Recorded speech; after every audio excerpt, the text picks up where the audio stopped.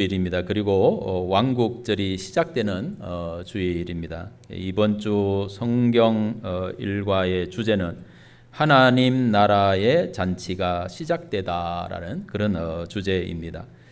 예수 그리스도를 믿는 사람들은 주님과 함께 천국의 삶이 시작되고 그 삶을 미리 맛보면서 사는 그런 삶인 줄로 믿으시기를 바랍니다. 그래서 이번 주 우리가 묵상하고자 하는 이 교회력의 중요 키워드는 바로 잔치에 초대되다라는 그런 이제 말씀입니다. 저와 여러분들이 예수님 안에서 하나님이 우리에게 주실 영원한 천국 잔치, 그걸 우리 마음속에 늘 이렇게 이제 생각하고 그리면서 또 이번 한 주간 동안도 하나님의 은혜로 믿음으로 승리할 수 있기를 주의 이름으로 축복합니다. 교회력에서 이 왕국절이라고 하는 이 절기는 어떻게 보면은 잘 이렇게 중요하게 부각되지 않는 그런 절기입니다. 왕국절? 우리는 이제 늘 이렇게 우리 교회는 이제 교회력 중심으로 이렇게 말씀을 묵상하고 이렇게 상고하기 때문에 왕국절이 뭐 어떤 것이다 제가 자꾸 이렇게 늘 반복해서 이야기를 하니까 왕국절 하면 좀 뭐 어렴풋이 기억도 할 수 있겠죠. 근데 이제 이 교회력을 가지고 이야기하지 않는 그런 이제 교회에서는 성도님들은 왕국절 하면 뭔 주의지? 뭐 이렇게 이상하게 여길 수도 이렇게 있습니다. 그렇게 교회력에서 이제 이 왕국절이라고 하는 그런 절기가 잘 이렇게 부각되지 않죠. 뭐 우리는 뭐 맥추절, 추수감사절, 성령강림절, 부활절 뭐 이런 것들은 이렇게 너무 이렇게 잘 이렇게 알죠. 근데 왕국절 잘 모르겠는데 이렇게 된다라는 그런 이야기죠. 그렇지만 이제 이 하나님 나라를 이렇게 완성해 가는 이 왕국절이라고 하는 절기를 이렇게 잘 모르면은 교회력의 완성을 우리가 이해할 수가 없어요. 자, 우리 이제 교회력 중에서 이제 남아 있는 그런 이제 절기들이 지금 뭐 성령 강림을 계속 이렇게 이제 가고 이제 그 마지막 좀 가면 이제 성령 강림절이 이렇게 이제 끝나고 나면 이제 추수감사절이 이렇게 이제 오죠, 그렇죠? 추수감사절이 오고 추수감사절이 끝난 그 다음 주가 이제 추수감사절이 11월 셋째 주잖아요. 그리고 이제 11월 넷째 주가 왕국절이에요. 오늘은 왕국절의 시작이지만은 추수감사절 다음인 11월 넷째 주는 왕국절이라는 그런 이제 완성된 그런 절기가 이렇게 되어집니다. 그러니까 이제 이 왕국절이 왜 추수감사주일 다음에 오는지, 이제 우리는 한국 교회가 이제 추수감사주일도 이제 뭐 이렇게 땅에서 어떤 그런 뭐 곡식 거두어서 수확해서 이렇게 감사하다. 그래서 이제 하나님 앞에 그 감사로 이렇게 제사를 드리는 예배를 드리는 이런 식으로만 우리가 이제 생각을 하잖아요, 그렇죠? 근데 사실 이렇게 성경에서 말하는 이 추수감사 이것은 사실 어떤 그 이 땅의 어떤 곡물을 수확하는 것보다도 더 중요한 영적인 의미가 그 속에 담겨 있다는 거예요. 그게 뭐냐 하면은 하나님이 바로 말씀의 씨앗을 뿌려서 우리의 영혼들을 추수한다는 거예요. 그게 추수감사주일의 핵심적인 요인입니다. 그래서 우리가 하나님으로부터 영적 추수를 당해가지고 하나님이 우리를 영적으로 이렇게 추수를 하는데 우리가 어떤 그 곡식으로 추수가 돼야 되겠어요? 알곡으로 추수가 돼야 될 거 아니에요, 그렇죠? 그래야만이 하나님의 나라 천국 창고에 들어가지. 알곡이 아닌 쭉정이가 되면 어떻게 된다 그래요? 다 이렇게 불에 태워서 소멸시킨다고 그렇게 예수님이 말씀하고 있단 말이죠. 그러니까 우리는 이 성령 강림 후에 계속 25, 6, 7주간 뭐 이렇게 길게 되어지는 이 과정 속에 우리는 뭘 해야 되냐면은 성령의 은혜를 힘입어서 성령의 인도함을 따라서 우리의 신앙의 인격이 성숙해져야 되는 거예요. 하나님의 나라의 알곡으로 추수될 수 있도록 성숙해져야 되는 거예요. 그게 바로 이 성령 강림 후 계속되는 이 절기의 의미다라는 그런 사실을 볼 수가 있어요. 그 중간에다 이제 이게 왕국절 시작이라고 하는 주일이 하나 이렇게 이제 들어가 있는 거예요. 오늘 이제 성령 강림 후 뭐 12번째 주일이면서 왕국절이 시작된다. 이렇게 이제 의미를 넣어 놓은 거죠. 그러니까 이제 이 왕국절이라고 하는 것이 뭐냐면은 바로 영적 추수가 끝나고 이제 그러면은 하나님의 나라가 완성이 되어지는 그게 바로 이제 왕국절이거든요. 11월 마지막 주일. 그게 교회력의 완성이에요. 그러면서 이제 또 이제 새로운 어떤 그런 교회력을 이렇게 넘어가죠. 12월 첫 번째 주일이 대림절, 뭐 대강절, 강림절 이렇게 하면서 첫 주로 이렇게 주님이 이 땅에 구세주로 오시는 예수님이 구세주로 오시는 것을 사모하고 기다리고 준비하는 그게 바로 강림절, 대림절, 뭐 대강절 이렇게 부르게 돼요. 교회에 따라서, 교단에 따라서 그렇게 불러요. 그게 이제 12월 첫 주부터 이렇게 시작된단 말이에요. 그러면서 이제 4주가 지나면은 성탄절이 오고, 성탄 후 이제 이렇게 쭉 이렇게 교회 이렇게 시작된다라는 그런 이야기죠. 그러니까 이 왕국절의 이 시작에 해당되는 이 오늘 주일은 바로 하나님의 나라, 이 천국의 삶을 우리가 이 땅에서 맛보고 누리면서 살고 있다라는 이런 사실을 우리 성도들에게 인식시켜주는, 각인시켜주는 그런 주일이다. 이렇게 이제 볼 수가 있죠. 이걸 갖다 이제 우리는 구원과 연관해서 비유적으로 이렇게 이제 설명을 해보면은 우리가 예수님을 믿으면은 이미 하나님의 나라가 우리 안에서 시작됐다는 거죠, 그렇죠? 예수님이 말씀을 이렇게 선포하시면서 이미 예수님이 이 땅에 메시아로 오면서 제자들과 함께하면서 너희 안에 하나님의 나라가 시작되었다. 그렇게 이제 말씀을 하고 있죠. 그러니까 우리가 예수님을 믿으면은 이미 우리는 하나님의 백성으로 구원을 받아서 우리 안에 하나님의 나라가 시작되고 있는 거예요. 하나님의 나라가 시작되고 있어요. 근데 우리가 그걸 이제 잘 못 느낄 수도 있죠, 그렇죠? 근데 하나님의 나라가 시작됐지만은 아직까지 그 구원의 완성은 아니라는 거예요. 완성을 향해서 우리는 계속 이렇게 이제 나아가고 있는 그런 것이죠. 그래서 이제 이걸 갖다가 사도 바울은 어떻게 이제 신학적으로 설명을 하냐면은 이미와 아직이라고 하는 그런 용어로 이렇게 설명을 해요. 우리는 예수 그리스도와 함께 예수 그리스도를 믿음으로 이미 구원을 받아서 하나님의 나라가 우리 안에서 시작되고 또 우리가 그걸 누려가고 맛을 보면서 이렇게 믿음의 삶을 살고 있지만 그러나 아직 믿음의 구원의 완성은 아니다. 그래서 그 완성을 향해서 우리는 어떻게 해야 되느냐? 두렵고 떨리는 그런 마음으로 너희의 구원을 이루어 가라고 그렇게 사도 바울은 우리에게 말씀을 하고 있어요. 그래서 우리는 구원의 완성을 향해서 이 성령의 인도함을 따라서 우리의 믿음의 삶을 이렇게 살아가고 있다라는 이런 사실을 이제 깨달을 수가 있는 것이죠. 그래서 이 왕국절의 시작과 왕국절의 완성도 바로 이 구원의 어떤 그런 이치, 이미와 아직이라고 하는 이런 그 이치로서 이렇게 설명을 할 수 있다라는 그런 이야기죠. 그래서 우리는 성령 안에서 믿음으로 하나님의 나라의 잔치가 시작되는 그런 왕국절로 이렇게 이제 초대를 받았다는 것이죠. 그래서 이제 우리의 삶은 성령과 함께 천국의 삶을 미리 맛보며 살고 있다라고 하는 이런 사실을 우리의 마음속에 늘 이렇게 기억할 수 있기를 간절히 주의 이름으로 축원을 드립니다. 그런데 이제 많은 사람들이 이 천국의 삶으로 우리가 초대를 받고도 이 천국 잔치에 참여하지 못하고 또 그 잔치에 참여를 하고도 이 천국 잔치의 삶을 맛보지 못하고 쫓겨나는 그런 심령들이 있다고 성경은 우리에게 증거를 해주고 있습니다. 이제 이 누가복음 14장 7절 이하의 말씀은 이걸 아주 비유적으로 잘 이렇게 보여주는 그런 말씀이에요. 예수님께서 어떤 잔치 자리에 초대를 받아고 가셨는데 어떤 사람이 잔치 자리에 이제 많은 사람들이 초대를 받았을 거 아니에요. 어떤 사람이 딱 오더니만은 자기가 제일 먼저 가가지고 제일 위에 상석에 높은 자리에 가서 이렇게 떡 앉는 거예요. 그러니까 예수님이 그 모습을 이렇게 이제 보면서 바로 이제 혼인 잔치의 비유를 이렇게 들어서 말씀을 이렇게 하셨어요. 뭐라고 말씀하면은 너희들이 혼인 잔치에 청함을 받으면은 가서 높은 자리에 앉지 말아라. 가서 제일 낮은 자리에 앉아라. 만약에 다른 사람이 또 이렇게 청함을 받아왔는데 주인이 와가지고 나는 먼저 왔다고 내가 높은 자리에 앉아 있는데 주인이 와가지고 야 너 저쪽에 말석으로 내려가 앉아라. 이 자리는 다른 사람의 자리다. 이렇게 하면 얼마나 창피스럽냐는 거지. 부끄럽다는 거지. 차라리 잔치에 초대를 받아가면은 맨 낮은 자리에 가서 앉아 있어라. 그래가지고 주인이 야 친구여 형제여 이 자리로 올라오라. 이렇게 했을 때 이제 가면은 그게 영광스럽다. 그렇게 이제 이야기를 예수님이 말씀을 이렇게 이제 하시는 거예요.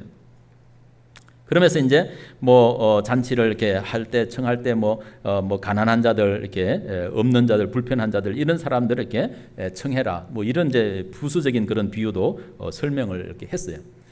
그러자 이제 그 같이 함께 음식을 먹는 사람 중에서 이제 이 예수님의 잔치 비유의 말을 딱 듣고 뭐라고 이렇게 이야기를 하냐면은 하나님의 나라에서 떡을 먹는 자는 복되다. 이렇게 이제 이 토를 이렇게 이제 예수님이 잔치 비유를 설명하는데 거기에다 그런 어떤 이 토를 이렇게 답니다. 그래서 이제 예수님이 그 말을 받아서 하나님 나라 잔치의 비유를 이렇게 말씀을 하셨어요. 어떤 사람이 큰 잔치를 이렇게 베풀고 성경에는 이제 임금이라고 이렇게 이제 표현을 하기도 하죠. 그래서 많은 큰 잔치를 베풀어 놓고 많은 사람을 초대를 했어요. 그래서 이제 잔치할 때가 이렇게 되어져 가지고 초대를 한 사람들에게 종을 보내 가지고 잔치에 이제 준비가 다 됐으니까 오십시오. 이러면서 이제 종들을 이렇게 보냈어요. 근데 이제 초대를 받은 사람들이 다 어떻게 하냐면 하나같이 다 그 잔치를 사양을 한다는 거예요. 나는 뭐 일이 있어서 못 가겠다. 어떤 사람은 나는 밭을 샀으니까 아무래도 밭에 나가 봐야 돼서 못 가겠다. 이해를 해달라. 또 그리고 또 어떤 사람은 나는 소 5결의를 샀는데 그걸 시험하러 나가야 되니까 못 가겠다. 이해를 해달라. 또 어떤 사람은 이제 뭐라고 하냐면 나는 장가를 들었으니까 가지 못하겠다. 이렇게 이야기를 하는 거예요.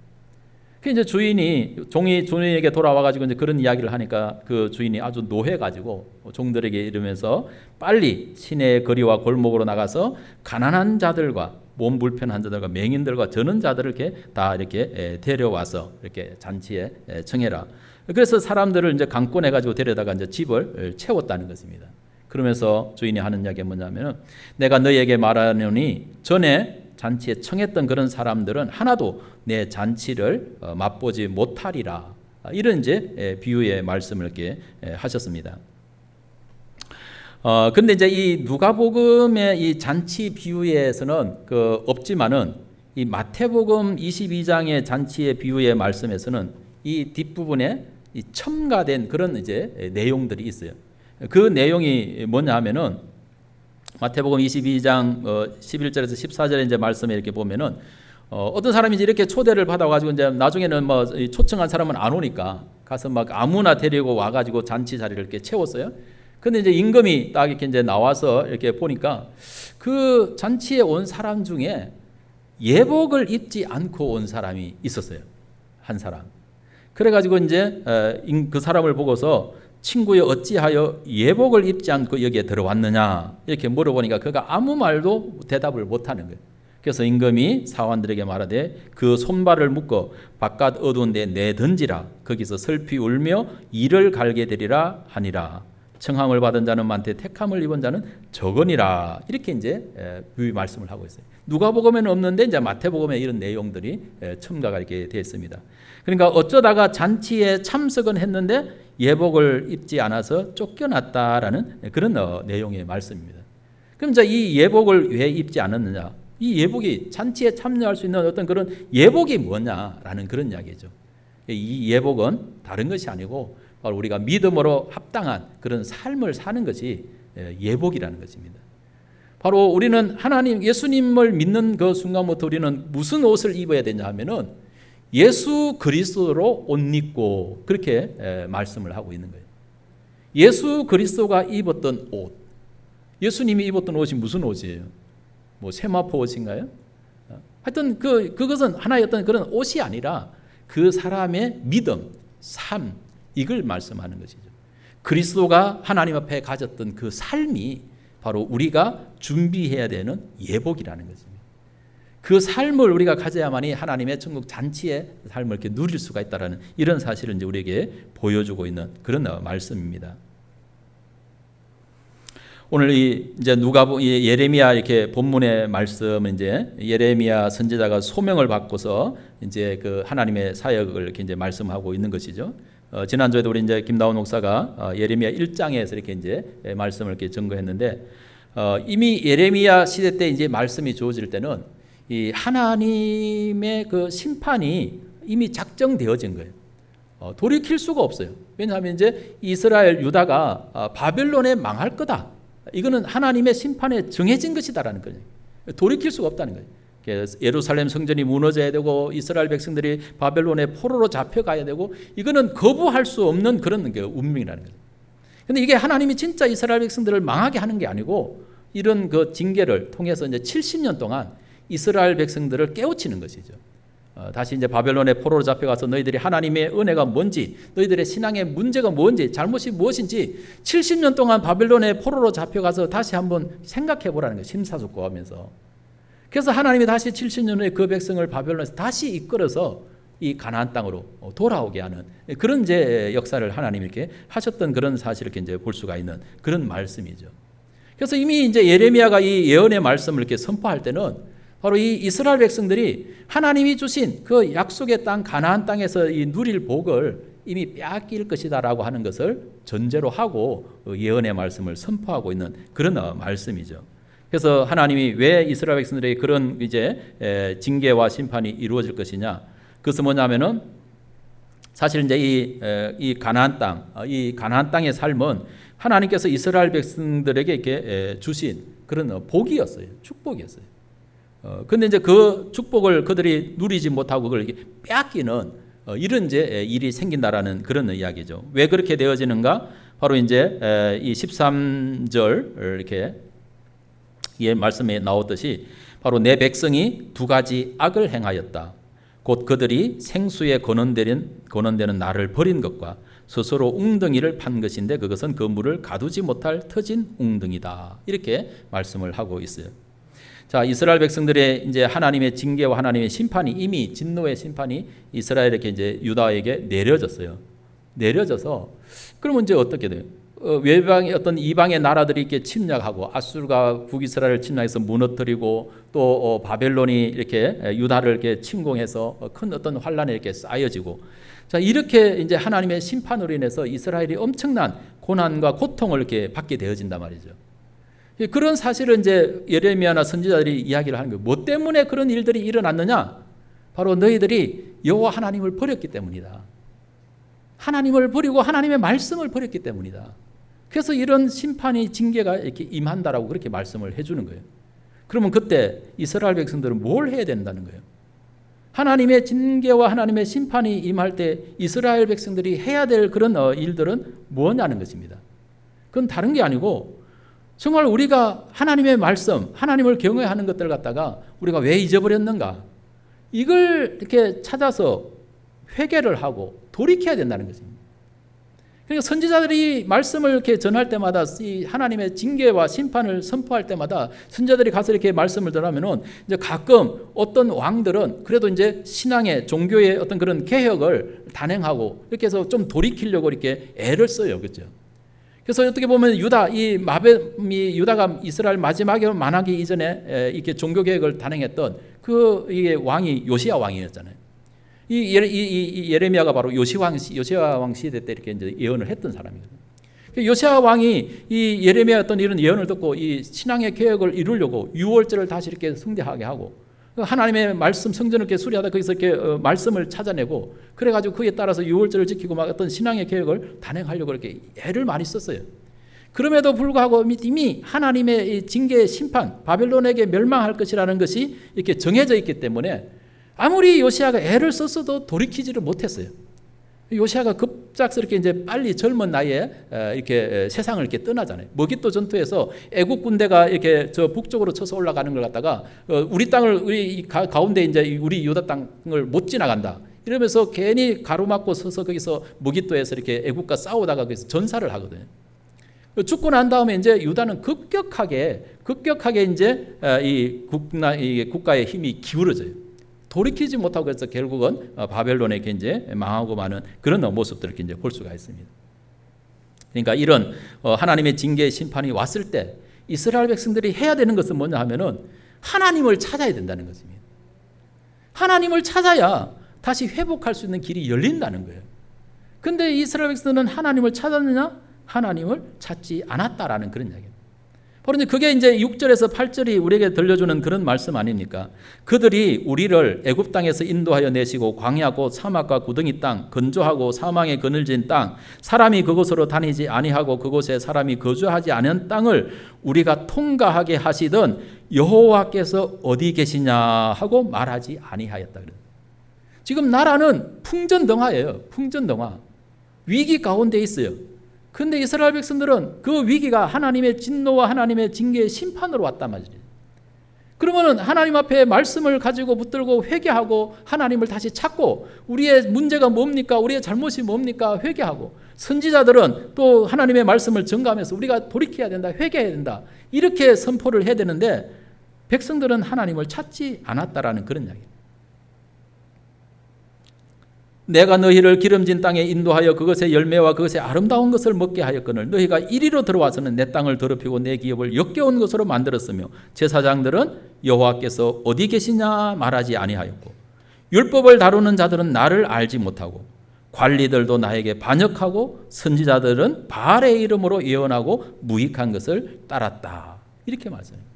그러니까 하나님을 찾아야 살 길이 되는데 하나님께로 회개하고 돌아가야 다시 그 땅을 회복할 수 있는 이런 길이 되어지는데 아무도 하나님을 찾지 않았다.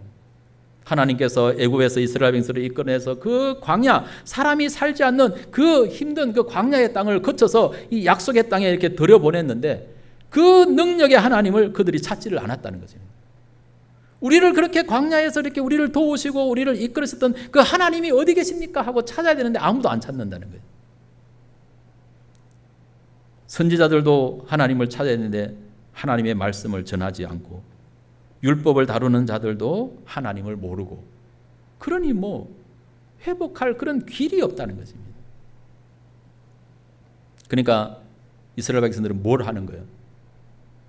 하나님을 찾아야 되는데 아무도 하나님을 찾지 못하고 하나님을 알지도 못하고 그러니까 이제 위기는 국난의 어떤 그런 위기는 이제 헤쳐나가야 될 거 아니에요. 그래서 이제 자기들이 스스로 웅덩이를 파고 있는 거예요. 우리가 어떻게 해야 이 어려움을 극복해 나갈 수 있을 것인가. 그래서 기껏 생각해내는 것이 뭐냐 하면은 북쪽에서 바벨론이 쳐들어오면은 저 남쪽에 애굽이라는 나라가 힘이 좀 강한데 애굽의 힘을 좀 우리가 빌려볼까. 애굽을 의지해볼까. 이런 생각을 하고 있는 거예요. 혹시 옆에 주변에 다른 어떤 강대한 힘을 가진 그런 나라들이 없는가? 그런 나라들을 이렇게 붙잡고 이렇게 하소연을 하는 거예요. 그게 바로 이스라엘 백성들이 파는 헛된 웅덩이라는 거예요. 물도 채우지 못하는 아무 도울 힘도 없는 그런 나라를 의지하고 있다는 거예요. 이게 바로 이스라엘 백성들이 잘못한 그런 악이다라는 거예요. 두 가지 악이라는 거예요. 뭐예요? 하나는 하나님을 찾지 않았다는 것이고 하나님은 자기들의 생각으로 이방의 이웃의 힘든 나라를 이렇게 의지하고 있다는 이런 거죠. 여러분 이웃의 이방의 힘든 힘이 센 그런 나라가 이렇게 도움을 이렇게 줄 수도 있을지 모르지만은 궁극적인 그런 도움은 아니라는 거죠. 결정적인 도움, 궁극적인 도움은 하나님의 도움이 필요하다는 거예요. 여러분 정말 우리나라는 참 힘없는 그런 나라입니다. 지금 우리가 세계적으로 이렇게 10위권 안에 잘 사는 어떤 그런 나라라고 이렇게 하지만은 그러나 여전히 우리나라는 힘이 없어요. 주변의 강대국의 눈치를 보고 살 수밖에 없는 그런 거예요. 그래서 어떤 대통령은 이렇게 중국을 더 의지했다가 어떤 대통령은 더 우리가 6.25 전쟁의 어떤 그런 혈맹 동맹 미국을 더 의지했다가 이러는 거예요. 근데 그건 하나의 조그마한 어떤 그런 수단은 될지 모르지만은 정말 우리 민족이 궁극적으로 찾고 의지해야 될 분은 미국도 아니고 중국도 아니고 일본도 아니고 소련도 아니고 러시아도 아니고 바로 하나님입니다. 우리는 하나님을 찾아야 될 줄로 믿으시기를 바랍니다. 이스라엘 백성들이 어리석은 짓을 한 것이 바로 그거예요. 자기들을 그렇게 광야에서 이끌어서 그 광야의 모든 어떤 정말 사람이 살 수 없는 그런 것을 통과해가지고 하나님이 약속의 땅 풍부한 어떤 그런 땅으로 들인 그 하나님을 찾지 않고 오히려 애굽을 찾고 또 바벨론을 찾고 그러다 보니까 그들에게 오히려 침략의 빌미만 이렇게 주고 오히려 더 이렇게 공고함을 당하는 그런 일들이 생긴다라는 이런 사실을 이제 예레미야가 말씀을 해주고 있다라는 것이죠.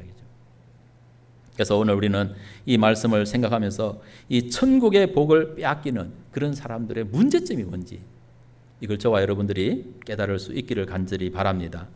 천국의 복을 빼앗기는 사람들의 특징 가운데 하나는 하나님을 잊어버렸다는 것입니다. 하나님의 은혜를 잊어버렸다는 그런 이야기입니다. 하나님께서 이스라엘 백성들을 애굽에서 인도하여 이 약속의 땅 가나안에 들이기 위해서 어떤 능력을 행하시고 어떤 일을 행하셨습니까? 말로 다 할 수 없어요. 애굽에다가 10가지 재앙을 내리고 홍해 바다를 가르고 광야에서 40년간 만나를 먹이고 반석을 쳐서 생수를 마시게 하고 메추라기를 보내서 고기를 먹게 하고 온갖 것들을 하나님이 다 이렇게 은혜로 주셨어요. 하나님의 은혜가 없었다면 그들이 어떻게 그 광야를 통과했겠어요? 통과할 수가 없다는 것입니다. 이러한 모든 일들을 한마디로 말씀하신 것이 바로 신명기 8장 4절에 있는 그런 말씀입니다. 뭐라고 말씀하십니까?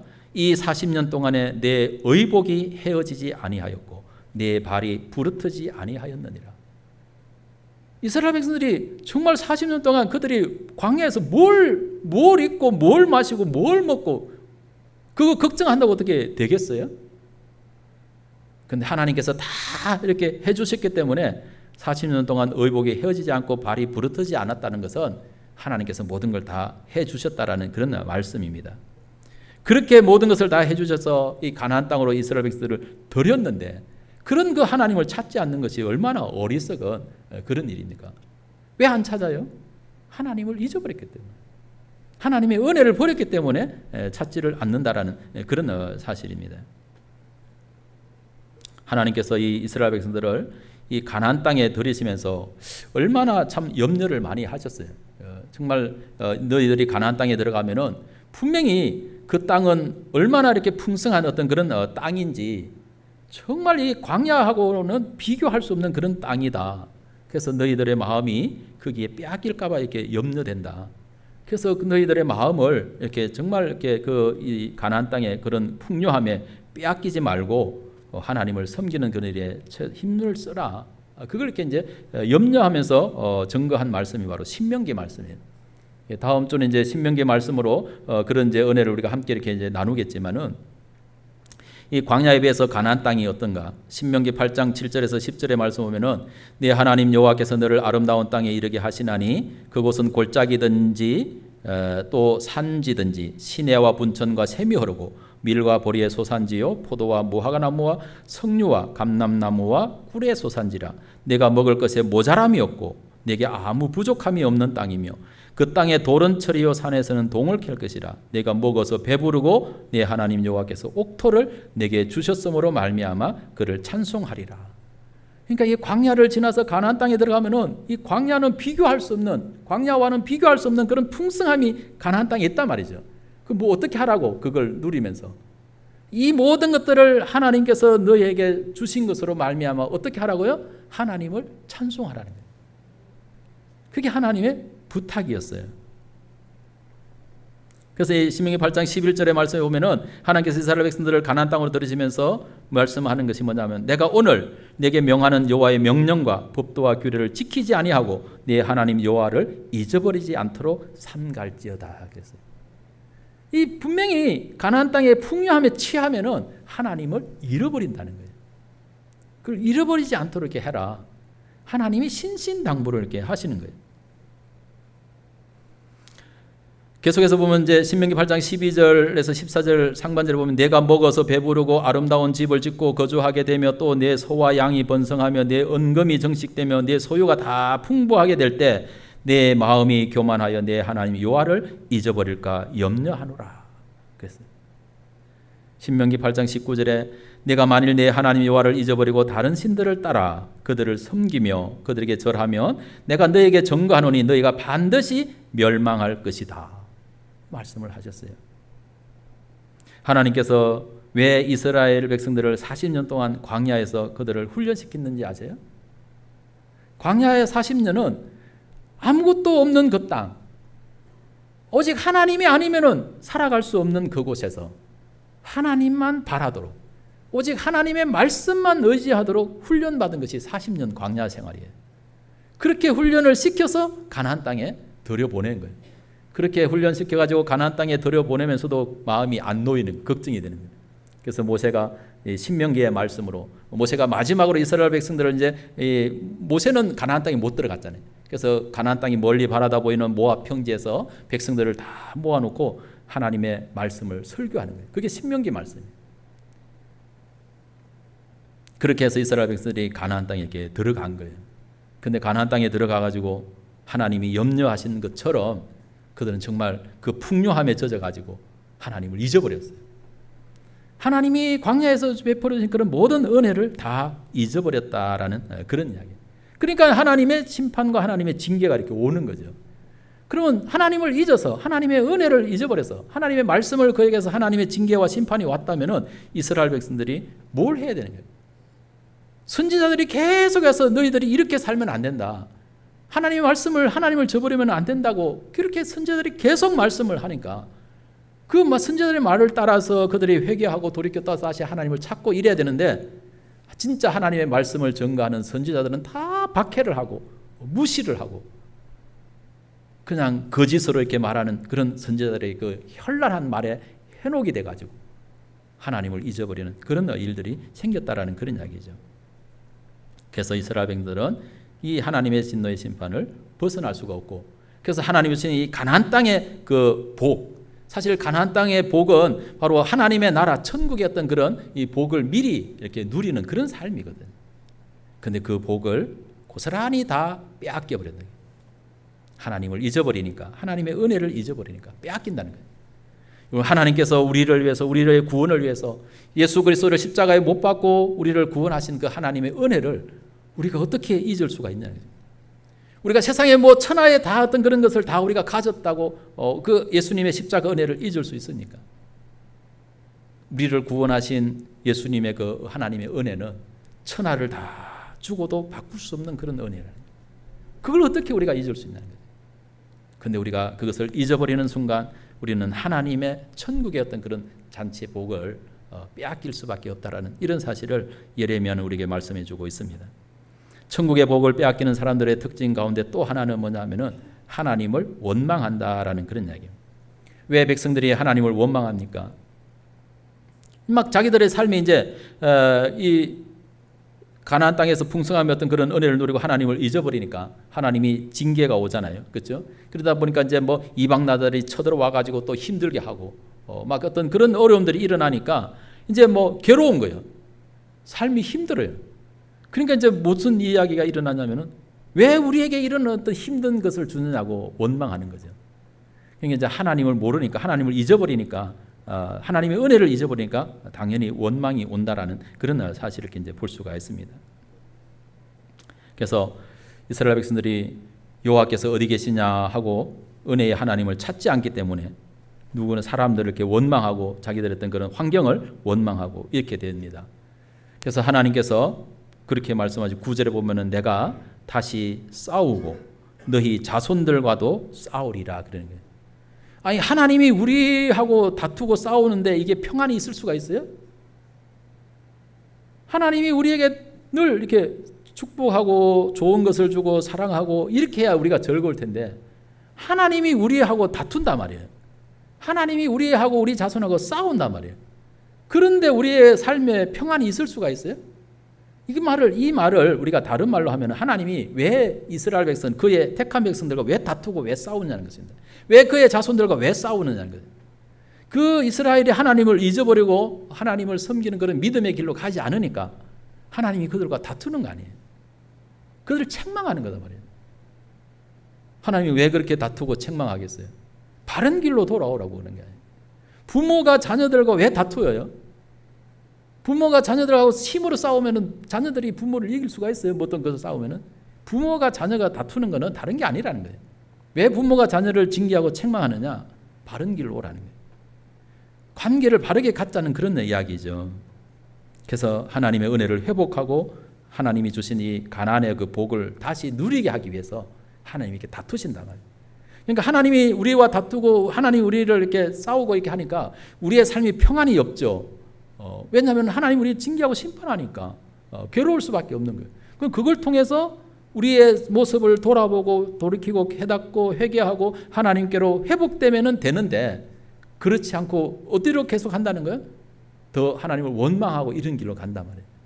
그러니까는 이 천국의 복을 다 빼앗길 수밖에 없다라는 그런 사실을 우리에게 말씀해 주고 있다라는 그런 이야기입니다.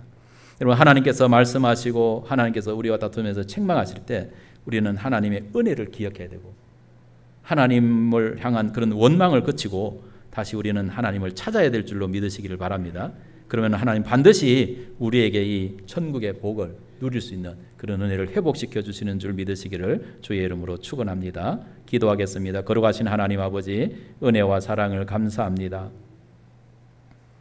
하나님께서 이스라엘 백성들에게 약속의 땅 가나안의 복을 주시려고 얼마나 참으로 놀라운 일들을 이스라엘 백성들에게 행하셨는지, 참으로 그런 하나님의 놀라운 은혜를 힘입어서 이스라엘 백성들이 가나안 땅에 들어가서 그 땅의 풍요에 취해서 하나님을 잊어버리고 오히려 하나님을 이렇게 원망하는 그런 삶으로 전락했을 때 그들은 그 가나안 땅의 복의 은혜를 누릴 자격을 상실하게 되어졌고 하나님은 그들을 이방 나라에 붙여서 또 고통 가운데 깨닫게 하시고 다시 그들을 구원하셔서 하나님의 은혜를 회복시켜 주시는 그러한 모습을 바라보게 됩니다.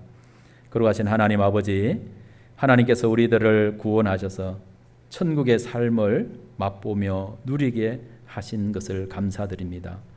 우리는 이미 예수님 안에서 이 천국의 삶을 믿음으로 시작하였지만은 아직까지 완전한 하나님의 구원의 삶, 천국의 축복은 아직까지 경험하지 못하는 그런 가운데 있습니다. 이 천국 잔치를 우리가 늘 소망하면서 믿음 안에서 승리하는 그런 삶을 살아갈 수 있도록 인도하여 주옵소서. 예수님의 거룩하신 이름으로 간절히 기도드립니다. 아멘. 아멘.